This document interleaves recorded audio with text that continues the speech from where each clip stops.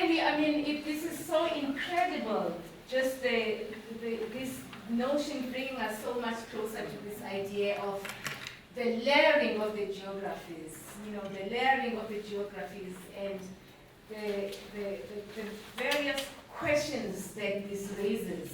Now, I know you to be a person who is anti-prescriptive art. I mean, you always talk about it's not representation, because you want to bring us into the place where we are thinking through rather than given something that you can interpret with ease. And you've done that with this work, and how marvelous that you are challenging us in this way, because in a way, you're really giving us language. You're giving us the language of the heart, of the mind. How do we move from just this question of what does this history, or what do these histories invite us to do? What is it that they inspire, they evoke in us? And so from that point of starting with the notion of dehumanization as the one thing that connects the histories, you are opening it up, expanding our mind, as it were. So it's really just so amazing, and only you can do it in that way. And so thank you very much for opening. So let us give.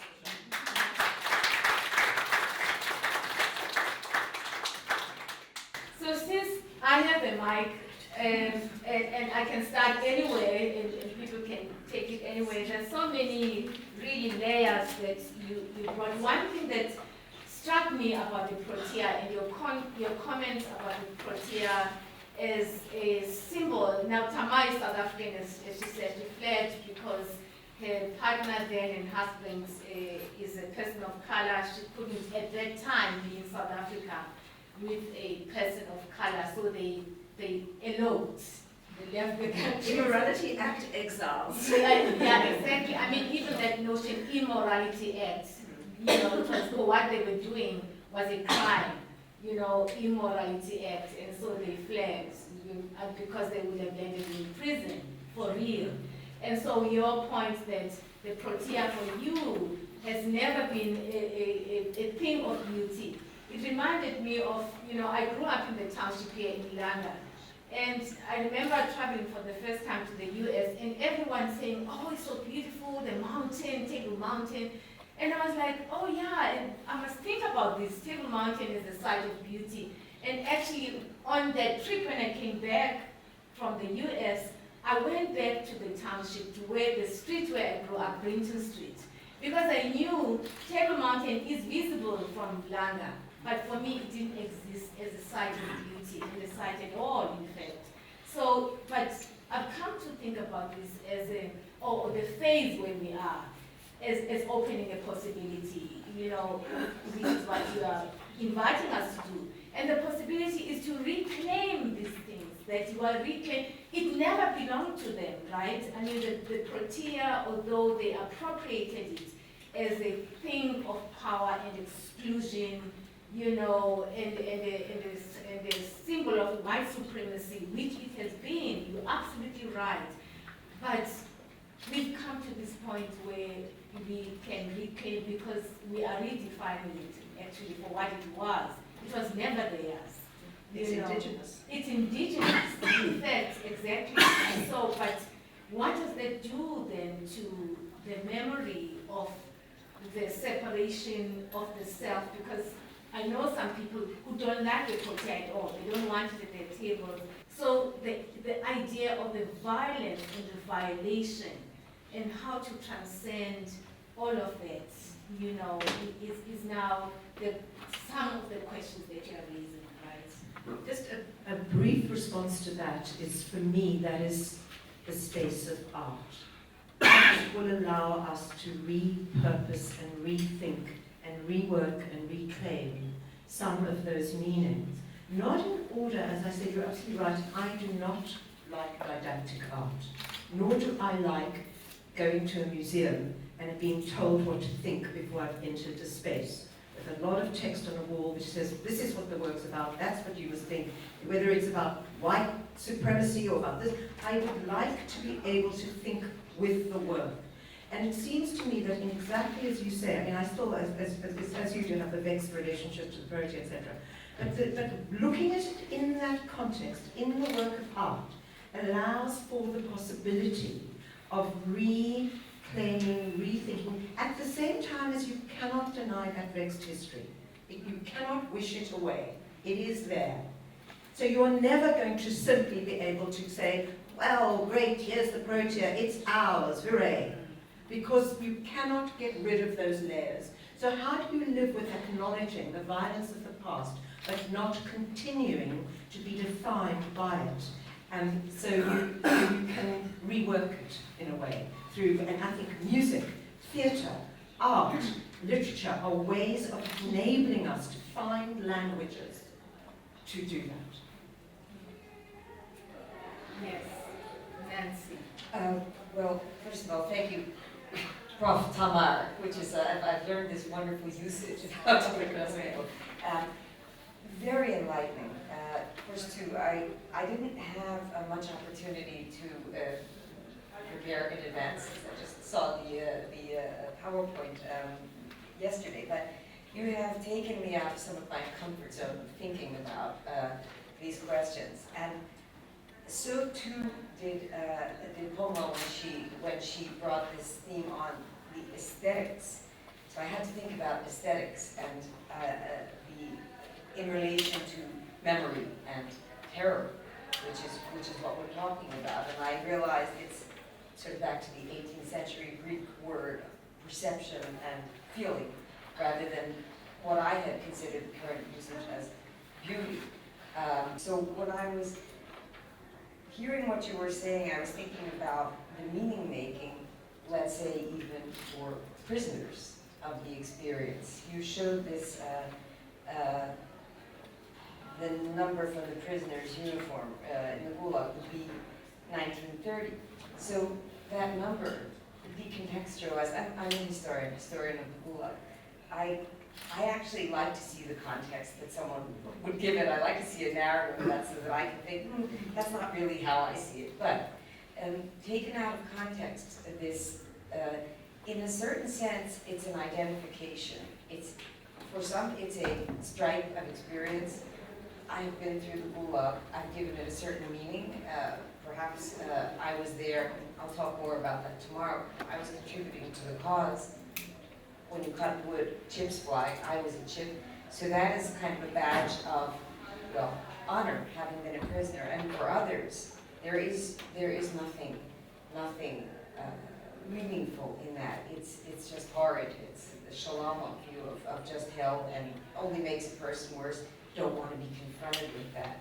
So for me as a historian, just seeing that out of context, it's, I think, well, I'm glad that I can bring what I know about it, but what will someone else bring who sees that? Yeah, context is a very important thing. So what kind of knowledge is being produced? The Gulag tree, for me there was also a disconnect with this image, and I think you explained that very well. But there's also a great connection. It's also one of the connections that bring us together in this symposium, in this workshop. There were very many similarities for prisoners in the experience of being confined, a camp culture that was created, a camaraderie, the sense of being other, and the consequences of having been in the Gulag or in a township. In the aftermath for ex-prisoners, they were very similar. The big zone, the greater zone, which was the entrenched culture of repression in Soviet society, that was never addressed. So having been through the Gulag, always was, even with a status of being rehabilitated, still meant you had been a prisoner. And the system never really, never had any reckoning, never any apology. So prisoners always felt they had to live with a second-class citizen status. And if I understood what Pumla was saying, there are some changes now, I think, in a generation on how that is the trajectory of that. Well, first of all, terrific talk. Thank you very much. Last night I was going through the PowerPoint that you sent, and I was trying to understand, because I admit I didn't know the artist. Then I started reading the article that you sent through as well, and I stopped. I was like, no, I want to listen to how Tamar presents it, and it was absolutely fantastic and raised a lot of questions, and I think that's great, you know, but we also have a lot of questions left, not just answers, and I totally agree with you about the very meaning of art. Now, well, first of all, let me fulfill the requirement you had. The Gulag is an acronym, yes. It stands from Gulag and Apartheid, which was the directorate, the name of the institution that was created to transfer the experience of the initial camps onto the whole of the Soviet Union. It means General Directorate of Camps. So basically, after a very initial phase where camps were created, that was quite disorganized, there was a moment where the political police was entitled to have one camp on the Solomon Islands to create a way of making them work, also under an economic point of view. And when they found a way out, unfortunately, they created this institution, the Gulag, and they expanded the system throughout the Soviet Union. And that's where it became a system that had like hundreds of camps, but following all one trajectory, let's say. So it became identified, it's identified with the whole system, with the whole camps, because of Solzhenitsyn and the Gulag Archipelago, which was published and made the Gulag widely known worldwide, but it is an acronym of an institution. In fact, there have been a number of questions raised about the use of this, but we're not talking about this. No, the thing that I found, well, as you said, I did work with creativity in the camps. For those who don't know my work, I've worked in particular on how art, and in particular literature, was created as a response to the horror that prisoners were living and going through in the Soviet camps, and in particular this first one, the Soviet prison camp. I was struck by how William Coland, thank you. I was impressed by how, I'm told to speak slowly for the interpreters, I apologize to the interpreters. I was impressed by how the Vivian Coland makes this language up, how she, as you said, just exposes everything to create contrast that creates meaning. And going back to what Pumla was saying about the flower, the portier, right? Which I knew nothing about, thank you very much. The first thing that came to mind was how for the Soviet prisoners, nature was a double-edged weapon. On the one hand, it gave them freedom, it gave them a sense of liberation. For example, there's a poem written by a prisoner, by Slitin, who, seeing the sky above him in the Soviet prison camp, thinks that it's the same sky that people sees in Venice, and writes a poem about this, and has the sense of being part of humanity, even though he's confined in a prison camp. At the same time, it's also a nightmare, especially the Gulag, the conditions, weather conditions were absolutely devastating. In Shalamov, of which Nanci and Katya as well talked about, very important writer for Gulag literature. Nature has this double-edged sort of film, this ambiguous presence. There's a fantastic tale by Shalamov called Palinkizu, which starts from the image of bulldozers being sent from America to the Soviet Union after World War II. And these bulldozers are sent to the camps. And they're used to dig places, and at a certain point they dig a mass grave, mistakenly. And the bodies, because of the cold, are frozen. They've been there for years, but they're perfectly intact. And Shalamov uses this image to show the ambiguity of nature, the same cold that killed them the same, well, together with the starvation and the use of human force. For the slave keepers in camp, for example, the seagulls were a nightmare. These birds that could fly freely in the sky and make a yell all the time. Like you will find in dozens of memoirs and in pieces of art how they recall that the seagulls were a nightmare for them because they reminded them constantly of freedom while they were in captivity. And it is very fascinating. Well, the camp itself was called SLON, which is an acronym. But the Sovietsky lager, особенно назначение, Soviet person, camp of special purpose. But SLON in Russian means elephant. And the symbol of the camp was an elephant. And there were articles written by propaganda writers and officials of the Union joking about the fact that there's an elephant in the Arctic, writing and making poems. So you see how it's so difficult to understand and to have to prescribe one direction, as you were saying. And I found it important and reconnecting also to what Katya was saying, to what you were saying, how we make sense today, how we make new meanings, how we re-semanticize somehow these things. A few days ago, the 5th of August, is the day of remembrance of the victims of the Great Terror, Stalin's Great Terror. And it's a day where, in Sandarmok, of which Dmitry Kritikin and then Irina Fliga will speak about soon, there is the tradition of reading names of the victims. This year, they decided to make an exhibition in the Czech Republic, in Prague, together with St. Petersburg Memorial, two parallel exhibitions, one real, physical one in Prague, and one online one in St. Petersburg.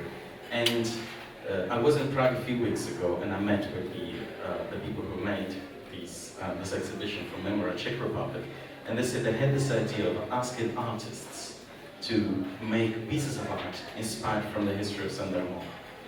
They were expecting 5, maybe 10 applications. They have more than 70. And they were completely overwhelmed by how the art created new languages, created new ways of making meanings of what had happened. And I think this is also something that gives us hope, if you want to, because it says that there is a way forward. There is a way to make new languages, a new meaning of the whole that it was.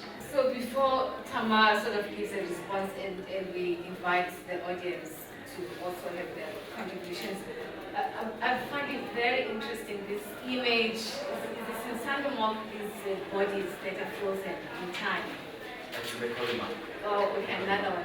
But it's just so fascinating, just the idea that, I mean, it's almost as if there's a reason why these bodies were frozen, right? So that the memory is preserved. I mean, there's a reason, quote unquote. Now, I'm obviously wearing my religious hat here. There's almost like it's designed to remind us, almost like, we are forced to remember. You cannot actually eradicate memory. You can't erase memory. Something will come up or rise up to force you to remember. And I wanted Tamar, you spoke about, which is what I would like for us to kind of end our bit and hence invite the audience to engage with Tamar. I wonder now, where sympathy, what role sympathy plays here? Because as you were describing the frozen bodies, something froze in me or rose in me.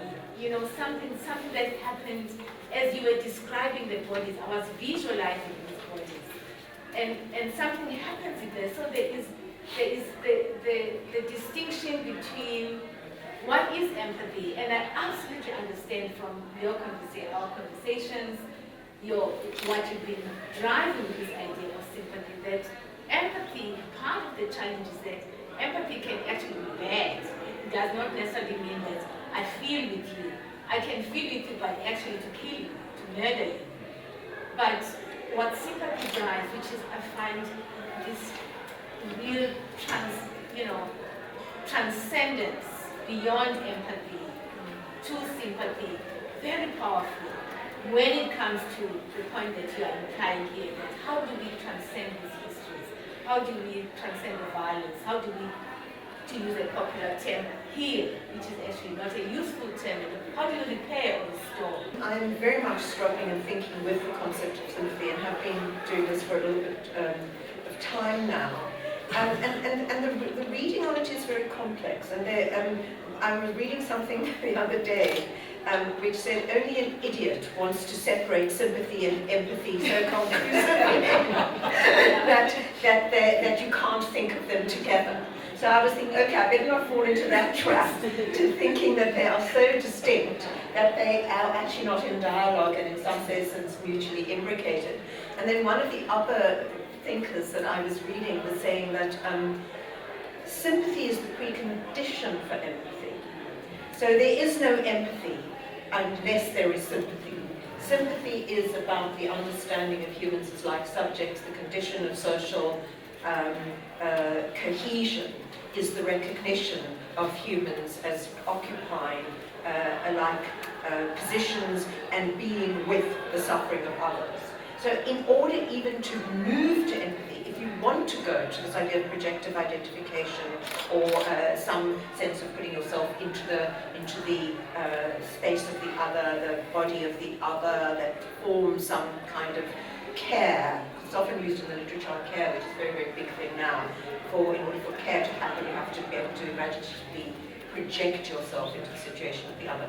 That cannot exist without sympathy. So, it is interesting to think of the concepts in conjunction with one another and where and how we think of the areas between them. And embracing one does not necessarily mean the jettisoning completely of the other. Yeah. And although I do have I'm in dialogue in London with two very great thinkers who are also very dear friends. One is Paul Gilroy, and the other is Adrian Rifkin. Adrian Rifkin is a foremost queer theorist, critical theorist, and Paul Gilroy, as many of you will know, is the author of Black Atlantic, Anglo Black and Union Jack, Planetary Humanism, and a whole series of other books around Black life. And Paul is very involved in the concept of sympathy, and Paul and I, who are colleagues and dear friends, have been talking about sympathy for forever. Or not forever, the last 5 years. But Paul and Adrian are against empathy. They want nothing to do with empathy. They think empathy is a form of narcissistic self-delusion. This is the argument that Sadiya Hartman makes in her book now about the spectacle of slavery. I can't remember the name of it. What is the book called? It's about spectacle. It's about the invitation of people who witness the suffering of others, all those abject spectacles that the culture and the economy of slavery produced, the idea that you should empathize with their suffering. Sadiya Hartman makes a long and rigorous critique of that, because she says that all that ends up happening in the empathetic encounter is your sense of your own reaffirmation of your own self, your own humanity. And it is in pretense of identification with the other, but actually it's like, your own great capacity for feeling is what ends up as being reinforced. So she thinks that empathy leads one into a trap of narcissistic self-aggrandizement in the guise of care of the other. So amongst certain kinds of thinkers, empathy has now become a little bit of a drudgy concept, and particularly because of the way in which it can be used and mobilized in theology, psychology, social psychology particularly. So that opens up, I don't have an answer, but I'm feeling at the moment more comfortable thinking with the concept of sympathy for the reasons I understood.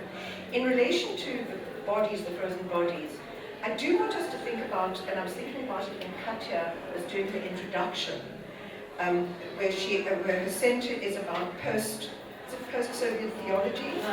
Yeah. So I would like to understand the role of the theological in these discussions. I'm a profoundly secular person, which doesn't mean that I don't have faith. I have huge faith, and in some senses even spirituality. but it's not organized religion that helps me to think like that. So for me, I would like to understand what the stakes are in thinking about this in the framework of theology as opposed to other frameworks. Sympathy as a concept could have deep religious and theological significance, but it seems also to me to be a concept which can be embedded in a kind of humanism, which I'm now interested in revisiting. I'm of the generation who discarded humanism because we thought that humanism had been so over-determined by Enlightenment philosophy that it was a ruse for a certain kind of European white supremacy. So I'm of the generation that thought humanism is tainted. It's another of those tainted things. But I'm now of the generation who, through Paul Gilroy's work and others, want to rethink planetary humanism in the space after the deconstruction of Eurocentric humanism. Yeah. So if we can think of that in relation to the kind of new planetary humanism, also in relation to nature and the shift, because the whole of the nature politics course, the climate crisis, etc., is inviting us to think about the interconnected planetarity of human nature, human animal life, etc., the connectedness of all these things. This is posing new and interesting kinds of questions and is making us rethink humanism. In that context, I'm happy to think with the concept of sympathy, which is very, very useful. But for me, it doesn't need a religious underpinning, although I can see that it can work in a religious context. So just to clarify what I was saying was, sometimes things happen almost like fortuitously. It's almost like the way that this thing presents itself to you defies all explanation. And so you think, which is another way of reflecting on it. I mean, the role of interdisciplinary thinking helps us to do is that there isn't one way of thinking and responding to an evocation, right? That the very context of multidisciplinary thinking allows us to enter, from different angles. And this is when I was pointing out, for me, what happened is, wow, you think there is, okay, the weather is probably, ice and cold is probably characteristic of that region. But at the same time, here within this ice and cold, this is environmental truth, reality. Then you are dealt with these bodies that died then, and you can't forget them. And it's via, it's almost like a creation that is just an incredible phenomenon, right? That in a way presents itself and presents us, forces us to face that past, to say this is what happened. And it didn't happen because someone made it to happen. So that was really, I experienced things. And that's also a very kind of poetic way of describing something. And sometimes the thing I think about poetry is that there's no deductive logic that underpins it. So I think that's kind of very profound and very beautiful in a way to think with. But I wanted to say just one thing in relation to Nanci, your misgivings about the B1390 out of context. Because I absolutely, in a sense, I'm also a historian. I'm an art historian. I'm only an art critic / writer. And spent many, many years of my life as a social historian of art, trying to understand historical patterns of institutions and cultures, etc., and to write in a very, very historical way. So I do understand that, and I do know what it means. You look at that B1390 and you bring your incredible knowledge of Gulag history and what, the individual life that might have been encapsulated in that number might invoke. And, someone like me brings to it a completely different set of narratives and expectations and histories. So I see that as a potential difficulty, but I also see that as a potential rich space of encounter. Because where I have departed from a certain kind of historical thinking is, and I'm not alone on this, there's a huge school of historians, is to believe that there is a historical truth or one historical narrative, which I'm sure you don't subscribe to either. There are, of course, in this post-fact world, we do want to rescue certain facts, but otherwise we are in a kind of Trumpian dystopia, which none of us wants to inhabit, I imagine. But nevertheless, we do understand that that the narratives that wrap around facts, or the material ways in which facts are then constituted, can lead to many, many different stories can be told. So we have the fact of that prisoner number. It belonged to one prisoner. It was assigned to that person. It was worn on their pajamas, etc., or whatever they wore it on. I imagine it was stuck onto a garment. Yes, stuck onto a garment, and that's the source of Curlin's image.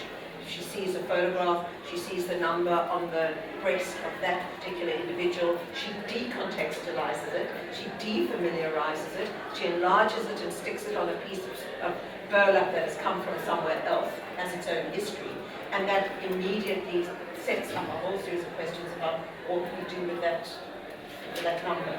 So I take your point that it's very challenging, because we're not given anything to think with. But it seems to me that one of the things that's then very provocative and interesting about that is that it prompts us to then make the story we need to make. It doesn't give us the tools, except for the fact that it's a defamiliarized number on a surface. And that comes with all sorts of issues and challenges. And I'm being signaled with a sign saying that we're out of time. So there might be one or two things. Yes, thank you very much. So we'll start, thank you very much, all of you. We'll start with Philip. Do you have a microphone there? Not yet. I do there. Hi. Maybe we take Yes. two, just so you, and then we'll come to the front. Thank you. Firstly, thank you, Tamar. Thank you to other panelists for such interesting thoughts and commentary. I'm a composer and sound artist, and I suppose I work also often within the realms of archive. I'm South African as well. Thank you, Pumla, for inviting me here. I'm a kind of, what do you call it, an interloper, or what's the word? A guest. Just all right, a guest. So I have a couple of comments and a couple of questions for you. One is, I was so fascinated by the mute pianos of Vivian Curlin, and this, of course, makes me think about sound, sonic realm. And then the question of muteness and silence. And I suppose a lot of my work, especially in relation to some of the work I've done with the Truth and Reconciliation Commission and the recordings, we've had to look at the question of non-muteness, of voicing.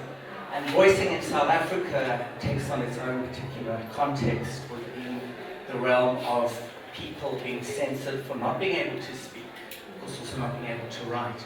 But then, in opposition to that as a composer, you have protest, and protest song in particular, which was a way in which one could dissent against the apartheid regime through the sonic world. So I was fascinated by that dialectic, and I suppose, so this is more of a comment, but to ask you as a panelist, because you've spoken a lot about the visual aesthetic world, but of course there's the sonic aesthetic world, and I think one of the panelists, you spoke about the seagull, which I thought was so evocative, of the sound of the seagull being both a symbol of freedom and a kind, and we have similar kinds of almost sounds here in South Africa, the hardy-dar, things like that, that makes us think also about moments of desolation or of a particular way of listening.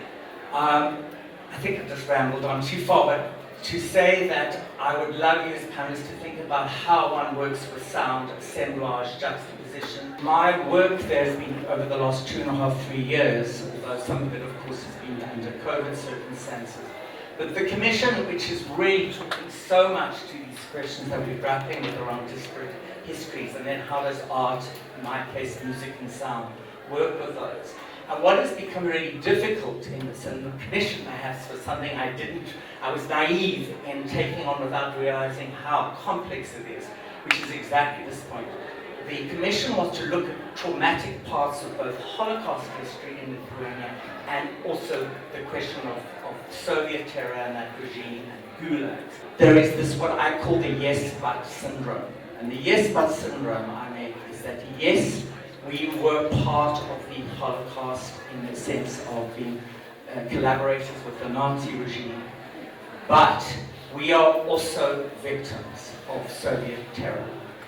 And that has taken away, in some ways, there is now an incredible sensitivity around this. And then it raises then the questions of how do you place two histories without favoring one against the other?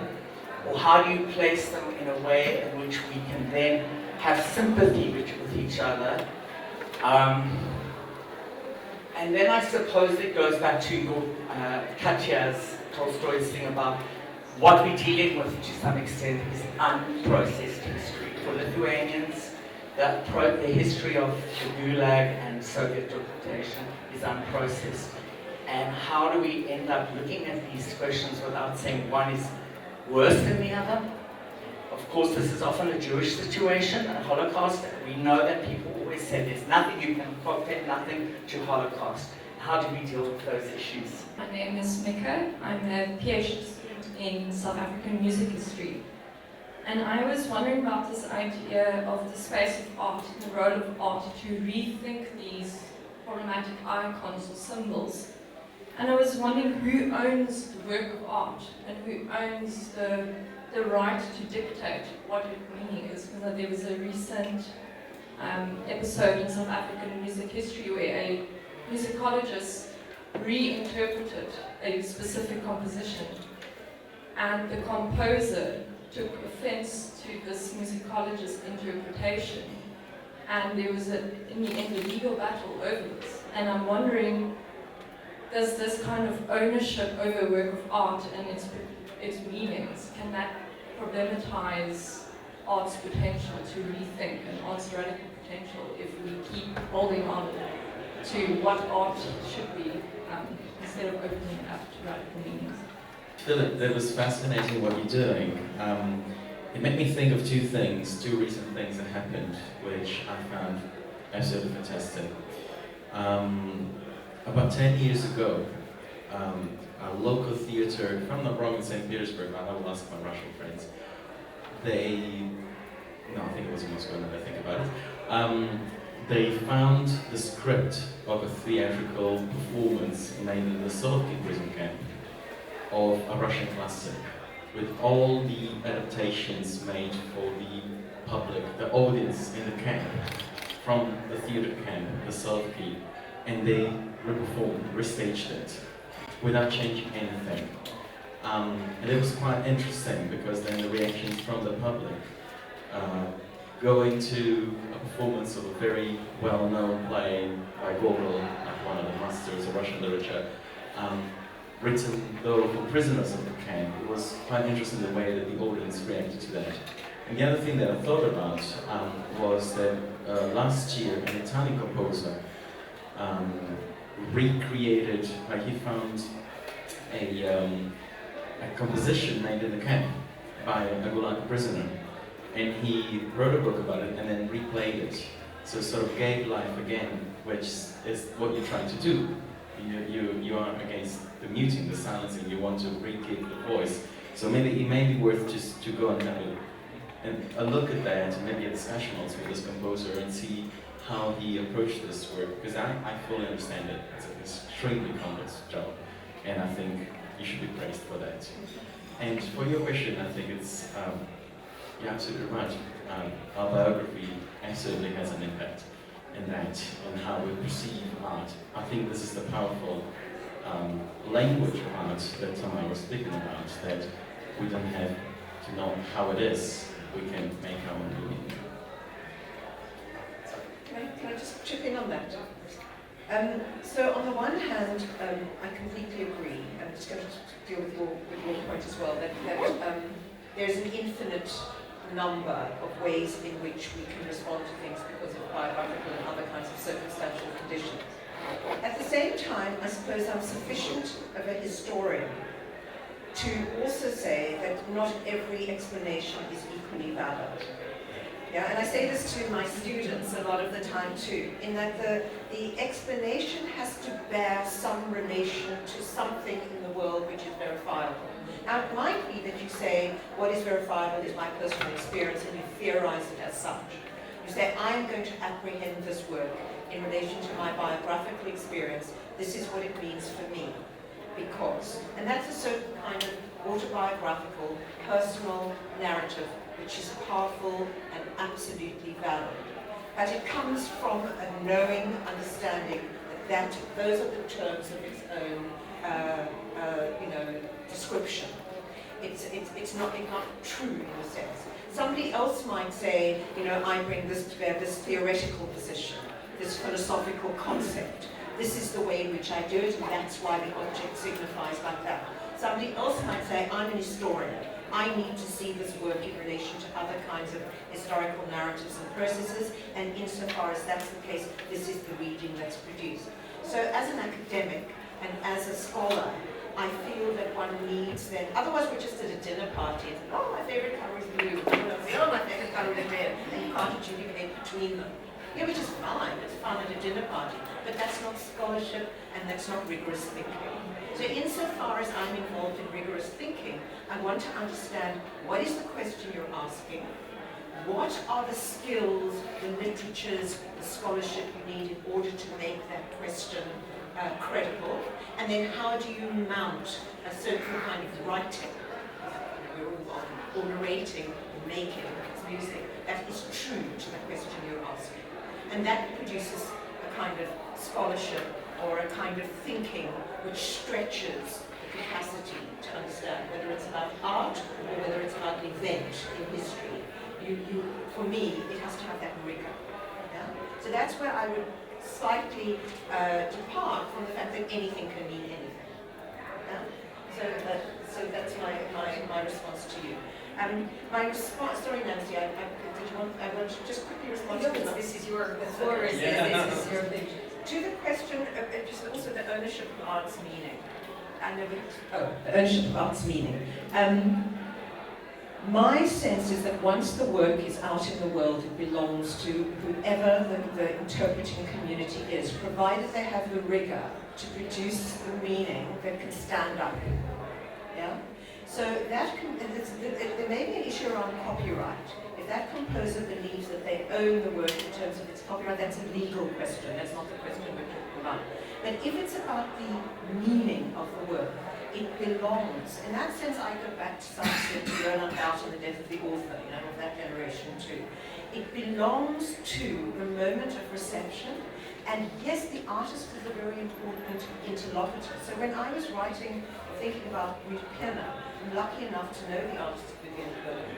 And I was able to say, can we have a quick WhatsApp call so you can just tell me something about the origins of this work?